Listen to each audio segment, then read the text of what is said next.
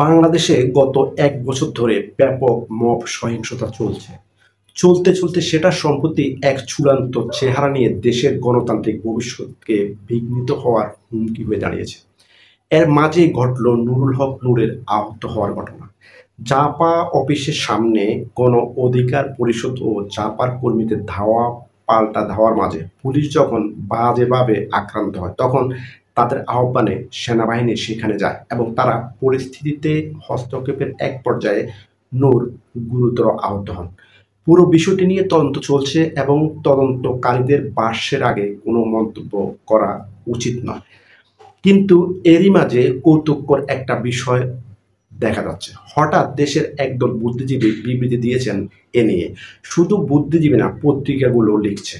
এই বিশিষ্টরা আইন শৃঙ্খলা বাহিনীকে গণতান্ত্রিক আচরণ করার আহ্বান জানিয়েছেন। মূলত এটাই হলো তাদের বিবৃতির মূল কথা।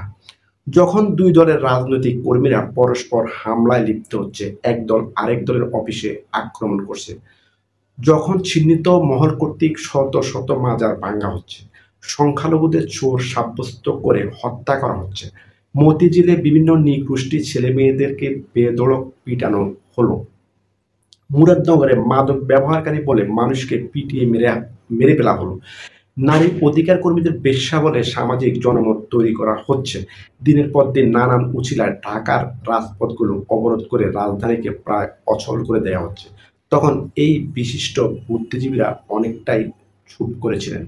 তখন তারা কিন্তু মবকারীদের গণতান্ত্রিক আচরণ শেখাতে আসে নাই। এখন যখন এই বিভিন্ন বাহিনী রাজধানীতে একটু শক্ত ভূমিকা নিচ্ছে, তখন এসব বুদ্ধিজীবীরা তাদেরকে গণতান্ত্রিক আচরণ শিখাতে আসছে। ভালো কথা, কিন্তু লাঠি ছাড়া মবকে আর কিভাবে নিয়ন্ত্রণ করা যাবে? তারা একটু ব্যাখ্যা করবেন কি? চুমু দিয়ে নাকি পিঠে হাত বুলিয়ে, বিশেষ করে যখন তাদের ঘনিষ্ঠ বুদ্ধিজীবীরা বলছে মব হলো বিপ্লবীপনা। আমাদের মনে আছে এই বিশিষ্ট বুদ্ধিজীবীদের ঘনিষ্ঠ প্রেসার সচিব বলেছেন মব হলো প্রেসার গ্রুপ।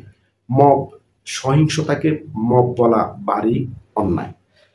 তো এরকম প্রেসার গ্রুপের কাজ তাহলে চলুক। সেনাবাহিনীকে আপনারা বরং দয়া করে ব্যারাকে পাঠান। ১ বছরে তারা এমনিতেই বেশ ক্লান্ত। সেনাবাহিনী দেশের প্রতিরক্ষার কাজেই থাকুক। আপনারা গণতান্ত্রিক মব নিয়ে এগিয়ে যান। বাংলাদেশকে একটা ফেইল্ড স্টেট হিসেবে কায়েমের দিকে এগিয়ে নিন। ধন্যবাদ সবাই, ভালো থাকবেন।